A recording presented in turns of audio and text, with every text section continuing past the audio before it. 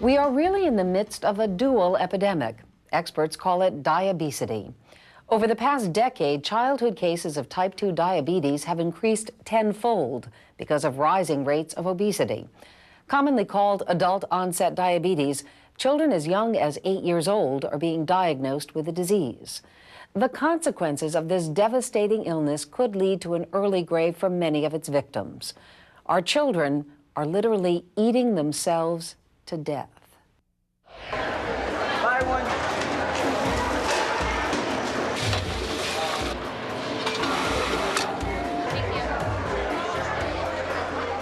We're killing our kids because we're feeding them food that they shouldn't be eating and encouraging them to be sedentary. And the two combined are a time bomb. If we don't get a handle on this, what's going to happen is that we're going to get kids developing illnesses at a very early age. And some of these illnesses can actually kill them. Illnesses like type 2 diabetes, heart disease, asthma, high cholesterol, hypertension, and bone and joint problems. Their joints cannot carry their weight. The number of children that we're seeing with not just overweight, but morbid obesity is increasing. In fact, we had to purchase 2 scales to weigh children greater than 350 pounds.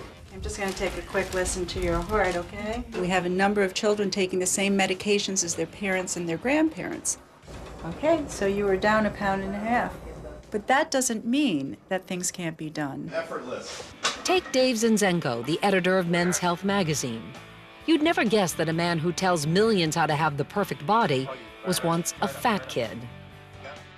From the age of 9 to maybe 13 or 14, I was about 20 or 30 pounds overweight.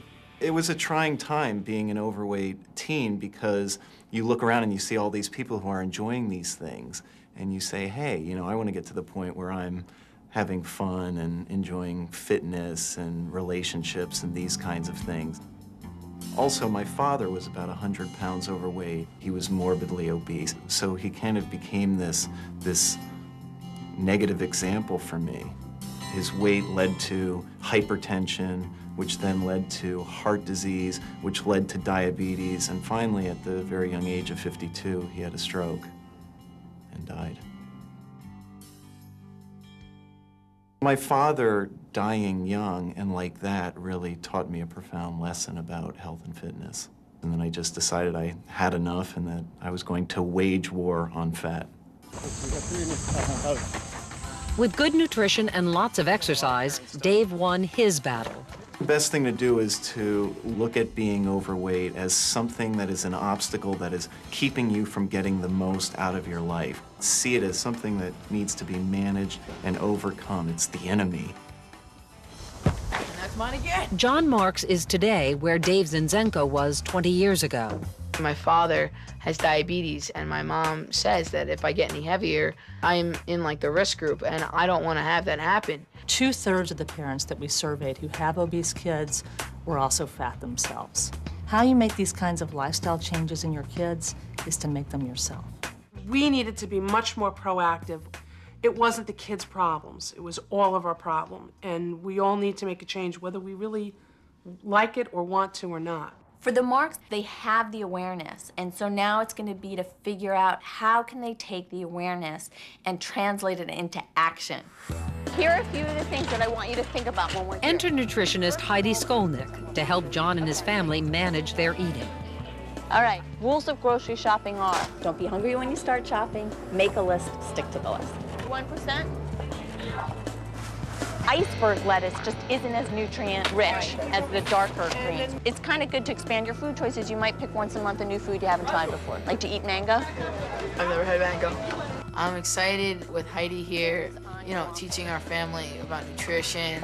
I mean, there's like so much to learn, and you know, it might just be the best thing in the world. Good honeydew. Have you guys ever had this? The nice thing about this is there's a beginning and an end. A lot of families don't even know that the food choices they make each day sabotage them. It's not no fried foods, but how about having fried foods no more than twice a week? So it allows you to get that food in there, but it's not having it so much that, again, it sabotages your own desire toward an appropriate weight. With nutritious food in their arsenal, the Marks were ready to fire up their war on weight. The key to their success is to make meals in advance and freeze them.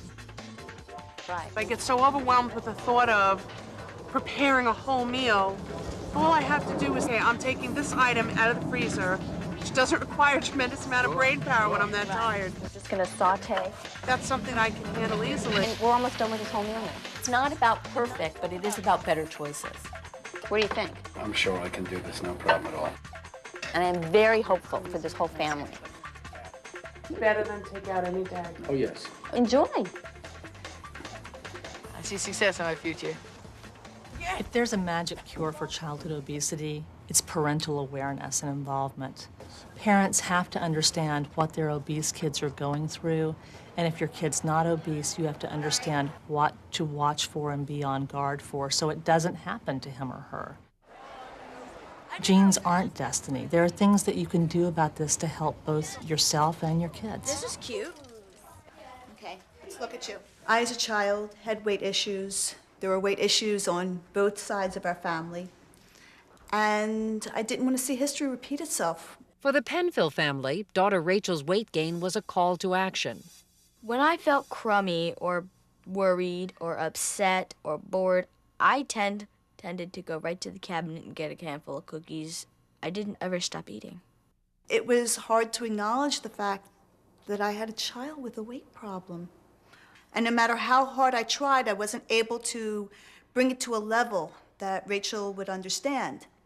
Rachel's parents found Shape Down, a national program that targets the emotional causes of childhood overeating. Often with obese kids, they have what we call crossed wires. So the feeling doesn't meet the need. One thing that parents can teach is to say, how do I feel? I feel sad. I need an ice cream cone. No. I feel sad. I need to talk about it. I feel hungry. I need some food. One way to address the obesity issue with your child is bring them to a pediatrician. Have a doctor talk to them about the health implications of weight. It is truly a medical issue. It isn't an issue of looking good. It's an issue of feeling good. It's an issue of preventing cancer and diabetes and heart disease. My parents made losing weight lots easier for me because they were always there asking how I felt, what I needed, and that just made it a whole lot easier. I think my whole family really benefited. We watch what we eat. We'll go on a bike ride, sometimes we'll walk, we'll go to the park, and we'll just have fun while doing it.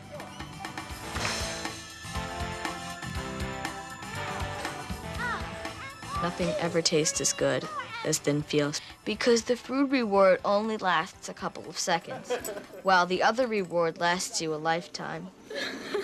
You know what the bottom line is? It's about health and fitness and not how you look. If you are eating healthy and if you're involved in fitness, you're a cool person.